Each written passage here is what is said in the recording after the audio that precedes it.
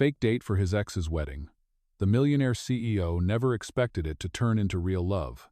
Hello everyone, before we begin today's story, I have a small favor to ask. Please hit subscribe and turn on the notification bell so you never miss our channel's new videos. It is quick, free, and the best way to support us in bringing you more dramatic stories. Your support means the world to us. Where are you watching from? Drop your city or country in the comments below. Thank you very much. Now, let us return to our main character. The ballroom lights of the Grand Royale Hotel gleamed like liquid gold, flooding every polished marble floor with brilliance. Every guest in tuxedos and gowns carried crystal glasses filled with champagne, and every whisper circled back to one name: Ethan Steele, the cold and untouchable CEO of Steele Enterprises. He had built his empire from ruthless ambition, from 18-hour workdays, and from never showing weakness. Yet tonight, Ethan sat alone in the back of his armored black SUV, staring at the ivory envelope that lay across the seat. It was an invitation he could not ignore: his ex-fiancée's wedding. Sophia Langford, the woman who once promised him forever, but instead chose a safe, predictable banker from her family's world. She had broken their engagement 2 years ago with the cruelest words possible. "You may own skyscrapers, Ethan, but you will never own love." Now, she was walking down the aisle. And every socialite, every investor, every rival CEO would be there. And they would all watch Ethan Steele walk in alone. He leaned back against the leather seat, jaw clenched. Losing Sophia had hurt, but being pitied by New York's elite would be unbearable. His driver glanced at him through the rearview mirror, waiting for orders, but Ethan stayed silent.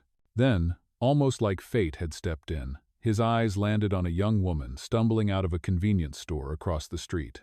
She was carrying 2 grocery bags that looked far too heavy for her small frame. The thin plastic tore, and cans rolled onto the pavement. She bent down, scrambling, her cheeks flushed with embarrassment while passing strangers barely spared her a glance. Something about that sight, the struggle, the quiet dignity, stirred Ethan in a way he had not felt in years. Without thinking, he opened the SUV door. "Miss," he called out, his voice deep and commanding. The young woman froze, startled, before slowly standing. She looked at him with wide hazel eyes that were nothing like Sophia's cold blue. "Yes?" she asked softly, holding the torn bag against her chest. Ethan studied her. She was clearly not from his world. Her coat was worn, her shoes slightly scuffed, but her gaze was steady, not intimidated by the power radiating from his tailored suit and expensive car. In that instant, a reckless idea formed in his mind. He stepped closer, his polished shoes clicking against the pavement. "I have a proposal for you," he said firmly. "I need a date for a wedding. Tonight." The woman blinked, as if she had misheard. "Excuse me?" "A wedding," Ethan repeated, his tone leaving no room for hesitation. "You will attend as my date. In return, I will compensate you generously." Her lips parted in shock. She looked around, as if expecting hidden cameras, then back at him. "Are you serious? You do not even know me." "Precisely," Ethan replied. "That is why it will work. No history, no complications. You only need to look at me as if I am the only man in the room. Can you do that?" The young woman hugged the bag tighter to her chest, caught between indignation and curiosity. He was a stranger, yet his words carried a gravity she could not ignore. The winter wind brushed her hair across her face, and Ethan caught himself staring longer than he should. For the first time in years, he was not in control. And for reasons he could not explain. That terrified him more than the wedding itself. The cold air pressed against her cheeks as she tightened her grip on the torn grocery bag. The stranger before her was no ordinary man. Even if she had not recognized his face from magazine covers and news reports, the way his presence drew the eyes of passers-by was unmistakable. Ethan Steele, the man whose empire seemed untouchable, and now he was asking her to play his date. "I do not understand," she said, shaking her head. "You cannot just walk up to a stranger and offer money to play your girlfriend at a wedding. That is insane." Ethan's jaw tightened, but his voice remained calm, almost too calm. "It is not insane. It is practical.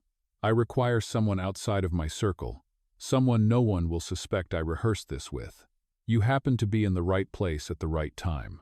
She blinked at him, incredulous. You think I'm going to step into a ballroom full of billionaires and pretend to be yours? You do not even know my name. Then tell me, Ethan said simply.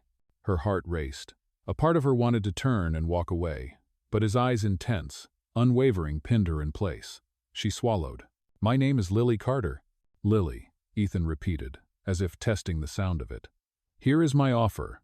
You will accompany me to this wedding as my date.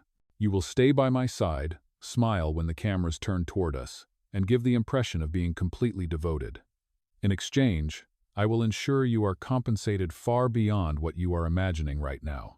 She shook her head again, more firmly this time. I work 2 jobs just to keep the lights on. Yes, I need money, but that does not mean I am willing to sell myself into some kind of charade. Ethan stepped closer, lowering his voice, though his tone carried steel. It is one evening. 4 hours of pretending. You walk away afterward with no obligations, no further contact, and enough money to cover your rent for an entire year. Her breath caught. A year's rent? That was impossible. Yet something in his tone told her he meant it. Still, she hesitated. Why me? You could hire an actress or a model or anyone used to this world. Ethan's gaze flickered, just for a second, revealing something he did not often let others see. Vulnerability. Because they would make it obvious. Because they would see this as a performance. I need someone who will not overthink. Someone genuine. Someone who does not belong in that world. That is exactly why it will work. The words landed heavier than he expected. Lily felt her pulse in her throat. She had spent her entire life being told she did not belong, too ordinary, too poor, too invisible. And now this man, this impossibly powerful figure, was asking her to use that very quality as her strength. Her instincts screamed to walk away, but then she thought of the overdue bills stacked on her kitchen counter. Her younger brother's college tuition that she had been trying to help cover. The gnawing fear of eviction every month. She straightened her shoulders. What are the rules? Ethan's eyes narrowed slightly, as if he had not expected her to accept. Then he nodded once. Rule number 1. You must act as if you have known me for years. There can be no hesitation, no slip-ups. Rule number 2. There will be no real intimacy. We play the part, nothing more. And rule number 3. His gaze locked onto hers. When the night ends, this ends. We do not speak again. The silence stretched between them, broken only by the sound of passing traffic. Lily exhaled slowly, feeling the weight of her decision press down. She knew this was reckless, dangerous even, but it was also the only chance she had been offered in years to change her circumstances. Finally, she nodded. Fine, I will do it. But do not expect me to smile on command. If I'm going to survive this, it has to feel at least a little real. For the first time that evening, something that looked like a smile tugged at Ethan's lips. Not cold, not calculated, almost human. Then perhaps, he said quietly, this arrangement will work better than I imagined. Without another word, he reached for his phone, already making arrangements. In less than an hour, Lily Carter's life would shift from fluorescent-lit grocery aisles to the blinding chandeliers of a high-society wedding. And neither of them realized that one night of pretending was about to set a course neither contract could ever contain. The ride to the Grand Royale Hotel was cloaked in silence, broken only by the low hum of the engine. Lily sat stiffly in the back seat of the SUV, her grocery bags now replaced with a velvet box holding an evening gown that had been delivered in record time. She glanced at Ethan, who sat beside her with the same expression he probably used in boardrooms, cold, calculated, unreadable. She cleared her throat. So, these rules you mentioned, we should probably go over them again, because if I am supposed to pretend I belong in your world, I need to know exactly what I am doing. Ethan finally turned his head, studying her with that piercing gaze that seemed to weigh and measure everything. Rule number 1, he said, his voice even. You never break character. From the moment we walk into that ballroom until the moment we leave, you are not Lily Carter who stocks shelves and pays overdue bills. You are my date, someone who knows me intimately, someone who has shared dinners, conversations, even vacations. You will smile when I smile. You will frown when I frown. And you will never hesitate because hesitation will expose you. Lily swallowed, already feeling the weight of the performance. That sounds intense. What if someone asks me something I cannot answer? Then you redirect, Ethan replied. You laugh, you lean on me, you let me speak for you. Do not invent stories. Just stay close. She nodded slowly, gripping the hem of her coat. All right, what is rule number 2? His gaze sharpened. There will be no real intimacy. No kisses unless necessary for the act. No touching beyond what is expected. No late-night confessions.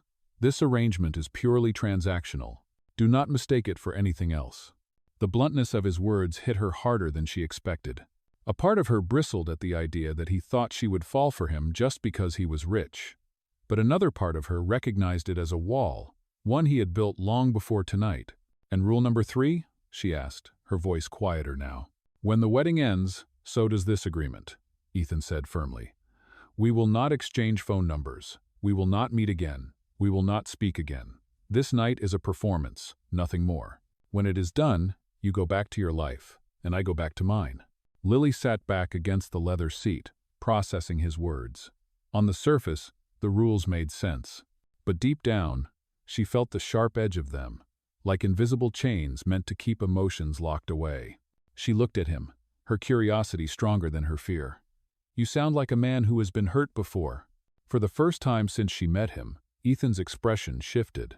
His jaw tightened, his eyes flickered, but he gave no reply. Instead, he turned his gaze back to the tinted window. As if the city lights held the answers, he refused to speak. The SUV slowed to a stop in front of the hotel's private entrance. A line of luxury cars glittered under the glow of chandeliers spilling out through glass doors. Valets in crisp uniforms hurried to open doors for arriving guests. The air outside shimmered with the sound of cameras, laughter, and the subtle tension of high society watching one another. Ethan glanced back at Lily, his tone softer but still unyielding. This is your last chance to walk away. Once you step out of this car, you are in my world. Every eye in that ballroom will be on you. If you falter, they will smell it like blood in the water. Lily's fingers tightened into fists in her lap. Her instincts told her to run, to escape before she drowned in the weight of his world. But then she remembered the promise he had made enough money to cover her rent for a year, maybe even more. And more than that, she remembered the way he had chosen her, not in spite of her ordinary life, but because of it. She lifted her chin. I agreed to your rules. I am not going to back out now. Ethan studied her a moment longer, then finally reached for the door handle. His hand lingered there, as if he, too, was bracing himself for what was to come. Then stay close to me, he said. And remember, this is all an act. But as he stepped out into the flash of cameras and the hum of whispers, Lily could not shake the feeling that beneath his iron rules, cracks were already forming. And once the night began, no contract in the world could hold back what might break through. The moment Lily stepped out of the SUV, the night swallowed her whole. Flashbulbs exploded, cameras clicked in rapid succession, and voices murmured as the crowd of high society recognized Ethan Steele. She felt his hand brush against hers, steady but not possessive, guiding her toward the grand entrance of the hotel. Every eye followed them. Every whisper was sharp enough to cut. Who is she? A woman in a diamond necklace asked under her breath. She is no one from our circle, another man replied with a smirk. Look at her shoes. Probably a charity case. Oh. Lily's ears burned. Her steps faltered. But Ethan's grip tightened ever so slightly. Without looking at her, he leaned closer and whispered, Do not break character. Keep walking. Inside the ballroom, the chandeliers blazed like suns, casting light over silk-covered tables and crystal towers of champagne. The music swelled, elegant and practiced, as couples swirled across the dance floor. The scent of roses and expensive perfume clung to the air. Lily tried to hold her head high, but she could feel the judgment pressing down on her from every direction. Women in glittering gowns eyed her with disdain, their smiles too sharp to be genuine. Men raised their brows, amused, as though Ethan had plucked her from the street to make a point. Her pulse quickened when a group of his former acquaintances approached, glasses in hand, their expressions painted with false warmth. Ethan Steele, one of them said, his tone dripping with mock admiration. We thought you might come alone tonight, but you never fail to surprise." His gaze shifted to Lily, appraising her like she was merchandise in a shop window. "And who is this enchanting lady?" Lily's throat tightened, but before she could speak, Ethan slid an arm lightly around her waist. His voice was smooth, steady. "This is Lily. She has been with me for quite some time. I would say she knows me better than anyone else." The men exchanged sly looks, some chuckling under their breath. "How charming," one of them said, raising his glass. "It must be quite the adventure, dating a man like Steele." Lily forced a smile, remembering the rule. She leaned into Ethan just slightly and answered, "It is never dull. He is not as cold as people think once you actually know him." Her words seemed to startle Ethan more than the men. His eyes flickered toward her, and for a brief moment, something softened in his expression. But then it was gone, replaced by his usual mask. The men moved on, but the sting of their laughter lingered. Lily exhaled slowly, her chest tight. "They hate me," she murmured. "They do not matter," Ethan replied without hesitation. "They thrive on weakness. Do not give it to them." As the evening unfolded, the tests only grew harder. At the dinner table, Lily struggled with the elaborate courses, unsure which fork to use, fumbling slightly with the silverware. A ripple of chuckles spread from the nearby guests. Ethan caught it instantly. He placed his hand over hers, correcting her grip on the utensil without making a scene. "Follow my lead," he whispered. She did, and the laughter died quickly. But the humiliation lingered, gnawing at her pride. Later, when the music shifted and couples moved to the dance floor, one of Ethan's rivals extended a hand to Lily. "May I?" he asked, with a charming but insincere smile. Lily froze, unsure. Ethan's gaze locked with the man's, sharp and unyielding. "She is with me," he said coolly, taking her hand before she could answer. He led her onto the dance floor, his arm firm at her waist, his movements commanding. The crowd watched them, whispers trailing after every turn. Lily stumbled at first, but Ethan's grip kept her steady, guiding her through the steps with surprising patience. "You are doing fine," he murmured. "I am embarrassing you," she whispered back, her cheeks burning. "On the contrary," he said, his voice low, "they are the ones embarrassed, because you are still standing when they expected you to fall." The words sent a rush of heat to her chest, more powerful than the sting of mockery. For a fleeting moment, as the music swelled and his eyes met hers under the dazzling lights, it felt as though the act was no longer an act. But just as quickly, Ethan's mask returned. He spun her gracefully, catching her back against his chest, and whispered the reminder that cut through the haze. "Do not forget, Lily. This is only for tonight." Her heart sank, but she forced a smile for the watching crowd. She had agreed to his rules. And yet, with every step on that glittering floor, she wondered how much longer either of them could pretend. When the final notes of the song faded, Ethan led Lily away from the dance floor and into a quieter corridor lined with portraits of long-dead magnates. The hum of laughter and music dulled behind them, replaced by the softer rhythm of their footsteps echoing against marble walls. Lily exhaled, pressing a hand against her chest. "I thought I was going to trip over my own feet out there." Ethan glanced at her, the faintest curve at the edge of his lips. "You did not. You held your ground, even when half the room was waiting for you to stumble. That is more than most people in that ballroom can say." The warmth of his words startled her. For hours, he had been cold steel, unshakable and unreadable. But now, here in the quiet, his tone carried something else, something almost human.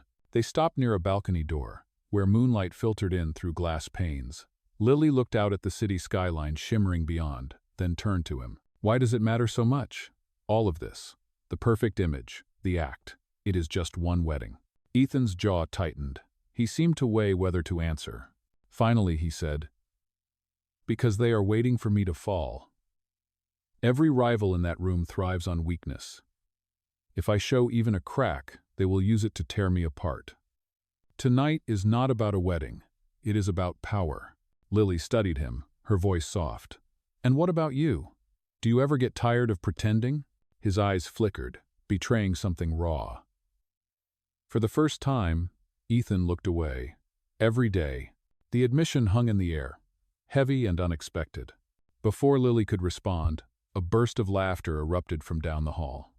A group of guests rounded the corner, spotting them instantly.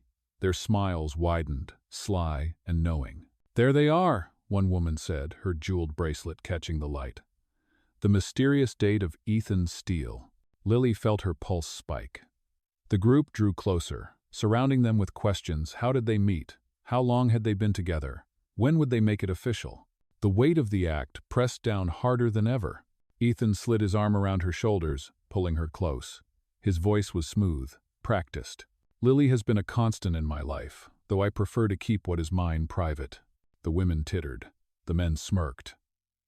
But the performance was flawless, and no one dared press further. When they finally drifted away, Lily let out the breath she had been holding. "You make it sound so easy," she murmured. "It is not," Ethan replied. "But it is necessary." They stood in silence for a moment, the night air slipping through the crack of the balcony door. Lily wrapped her arms around herself, suddenly aware of the thinness of her borrowed gown against the chill. Without a word, Ethan shrugged off his tailored jacket and draped it over her shoulders. The gesture was simple, but it carried more weight than anything he had said that night. Her eyes lifted to his, surprised. "You did not have to—" "I know," he cut in quietly. "But I wanted to." Halt. For a moment, the rules seemed to blur, fading beneath the warmth of his jacket and the sincerity in his voice. They were supposed to be playing roles, nothing more. Yet standing there beneath the glow of the city lights, Lily felt the lines between act and reality begin to dissolve. And Ethan, though he would never admit it aloud, felt the same. The night air wrapped around them as they stepped onto the balcony. For the first time since she had entered the glittering ballroom, Lily could breathe. The city stretched out beneath them, skyscrapers glowing like constellations, the noise of traffic muted by the height. Ethan stood beside her, his presence steady and commanding. Yet somehow quieter here. She clutched his jacket tighter around her shoulders. "You know," she said softly, "for someone who claims this is all an act, you are very good at making it feel real." Ethan's gaze fixed on the skyline. "It has to feel real, or else the act falls apart." "But it is more than that, is it not?" Lily pressed. "The way you look at me when you defend me in there, the way you shielded me when they laughed, that was not part of the contract." For a long moment, Ethan did not answer. His hands rested on the balcony railing, knuckles tight. Finally, he exhaled, a sound that seemed heavier than the city air. "When I was younger," he said quietly, "I believed success would solve everything. I thought if I built enough, earned enough, no one could ever make me feel small again. But in the process, I forgot what it meant to be seen for who I am, not what I own." Lily turned to him, her eyes searching his face. Beneath the sharp lines and polished control, she saw the fracture lines of someone who had carried loneliness too long. "Is that why Sophia left?" she asked carefully. His jaw tightened at the name, but he did not flinch away. "She left because she wanted security, not love. She wanted the life her family approved of. And maybe I was too cold to fight for her. Too proud to admit I needed her." Lily's chest ached at the honesty in his voice. She thought of her own lifelong shifts at the diner, nights staring at overdue bills, the constant fear of losing the little she had. "You think you were too cold," she said, "but at least you had something to lose. I have spent most of my life being invisible, trying to prove I am worth noticing. People see me as ordinary, replaceable. Sometimes even I start to believe it." Her words trembled into the night, and for a moment she regretted saying them aloud. But Ethan turned toward her fully, his eyes steady and unyielding. "Do not ever believe that. You are not invisible, Lily. You walked into that room tonight, a room full of sharks, and you held your head high. That takes more strength than any of them will ever understand." The sincerity in his tone shook her more than any cold remark could. She looked down, biting her lip, afraid her emotions would betray her. Ethan reached out, hesitating just a fraction before brushing his hand against hers on the railing. "This was supposed to be simple," he admitted. "One night, one performance. But you make me forget where the act ends and where the truth begins." Lily's heart pounded. She wanted to pull away, to remind him of his own rules, but the warmth of his hand lingered. "You said no intimacy," she whispered. "I did," Ethan replied, his voice low. "And maybe I made that rule because I knew I would break it." The words hung between them, fragile and dangerous. Neither of them moved, but the space felt charged, as if one step closer would unravel everything they had agreed upon. For the first time, Lily realized that this night was no longer about surviving the charade. It was about confronting the wounds they both carried: his pride, her invisibility, and deciding whether the walls they had built were worth keeping. The fragile silence on the balcony was broken when the ballroom doors swung open and a voice called Ethan's name. Lily turned, startled, as a group of reporters slipped past the staff and hurried toward them. Flashbulbs burst again, brighter than before, and microphones were shoved forward. "Mr. Steele, is it true you brought a date tonight just to spite your ex-fiancée? Who is this woman? Rumor says she is not from your world at all. Care to comment? Is this relationship a publicity stunt?" Lily froze, her pulse hammering in her ears. She was not prepared for this. She could handle whispers and judgmental stares, but cameras, headlines, and public humiliation were too much. She clutched Ethan's jacket tighter, wishing she could vanish. The questions grew sharper, crueler. "She does not look like your type, Mr. Steele. Where did you even find her?" Laughter rippled through the reporters. One of them sneered, "Did you hire her to save face?" Lily's chest tightened. Heat rose to her cheeks, and for the first time that night, she felt tears threatening. All the rules, all the strength she had tried to summon it, crumbled beneath the weight of their words. Before she could flee, Ethan stepped in front of her, blocking the cameras. His voice cut through the chaos like a blade. "Enough!" The reporters stilled, stunned by the authority in his tone. Ethan's eyes were hard, his jaw set. "You will not speak about her that way. She is here because I wanted her by my side. That is all anyone needs to know." One reporter smirked, unfazed. "So you admit it. She is just a distraction." Ethan's voice dropped lower, colder. "I admit nothing of the sort. What I will admit is this. For years, people like you have speculated about my life, my choices, my relationships. You think you can measure worth by money, by bloodlines, by gossip. But you are wrong." He turned, his hand finding Lily's, steadying her. "This woman is more genuine than any of you will ever understand. She does not need your approval, and neither do I." The cameras flashed again, but the tone had shifted. Some reporters backed off, realizing the story was no longer a scandal, but a declaration. Others lingered, hungry for more, but Ethan's body language left no room for argument. Lily stood frozen, her hand in his, her heart pounding. She had expected him to defend his image. Instead, he had defended her. And as the staff ushered the reporters away, she looked up at him, stunned by the fire in his words. This was not the cold CEO who had written rules to keep her at a distance. This was a man who, for the first time, had chosen to stand for something real. The ballroom grew tense when Ethan and Lily re-entered, hand in hand. Whispers spread like wildfire. Faces turned, some smirking, some openly disapproving. At the far end of the room, Sophia Langford, radiant in her white gown, stood with her new husband. Her lips curved in a smile that did not reach her eyes. "Well," she said loudly enough for those nearby to hear, "you certainly know how to make an entrance, Ethan. And with such unconventional company." The crowd chuckled, and the sting of her words echoed through the hall. Lily's shoulders stiffened. She wanted to shrink into the floor, but Ethan tightened his grip on her hand. He faced Sophia directly, his voice calm but resonant. "You always did care too much about appearances. I suppose nothing has changed." Her smile faltered. "And I see nothing has changed with you. You still think you can buy affection whenever you need it." Her gaze slid to Lily, sharp as glass. "Tell me, how much is he paying you for this performance?" Gasps rippled through the room. Lily's chest constricted, but before she could speak, Ethan stepped forward. His voice cut across the ballroom, firm and unshaken. "Not a cent, because this is not a performance." He turned slightly, his hand resting protectively at Lily's back. "She is here because I wanted her here. Not for you, not for them, for me." The room fell into a stunned hush. Sophia's expression darkened, but Ethan did not waver. "For years," he continued, his tone steady, "I let myself believe love was just another transaction, something to be managed, negotiated, controlled. I was wrong.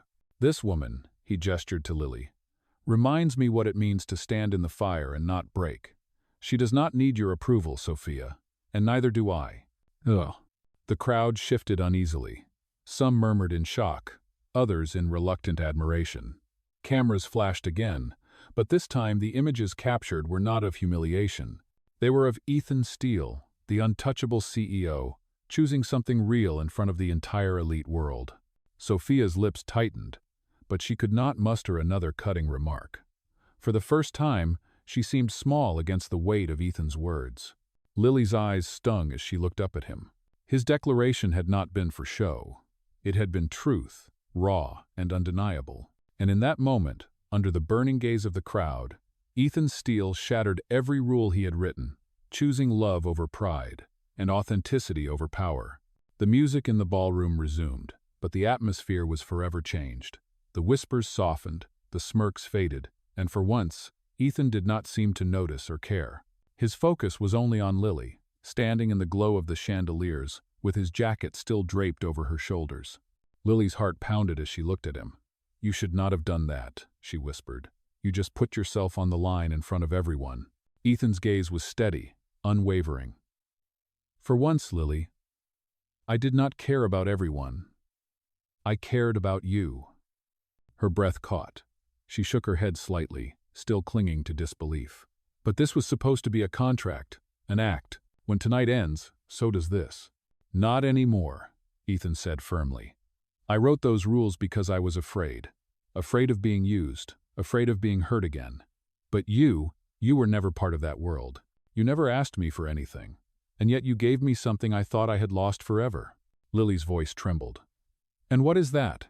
His eyes softened, the steel melting into something she had never seen before. "A reason to believe in love again." Oh, tears welled in her eyes, but she blinked them back, unwilling to fall apart under so many watching eyes. "Ethan?" Before she could say more, he lifted her hand and pressed it to his chest. "This is me choosing you, not for appearances, not for a performance, but because it is real. Whatever comes after tonight, I want you in it. No contracts, no rules, just us." The words settled deep in her heart, breaking down the last of her defenses. For so long, she had been invisible, ordinary, unseen. But in this moment, in front of the world that had mocked her, Ethan Steele saw her, truly saw her. The music swelled, and without hesitation, he leaned in and kissed her. It was not staged, not for show. It was raw, unguarded, and real. Gasps rippled through the crowd, followed by silence, then a scattered applause that grew louder, until even the doubters could not deny the truth unfolding before them. When Ethan pulled back, his forehead rested gently against hers. "No more pretending, Lily. From this moment on, it is real." And for the first time that night, Lily believed it. The fear, the doubt, the rules, they all melted away.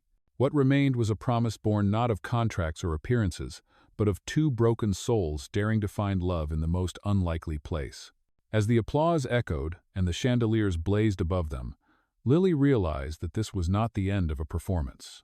It was the beginning of something neither of them had planned, but both of them desperately needed love that was true, love that was earned, and love that no one could take away.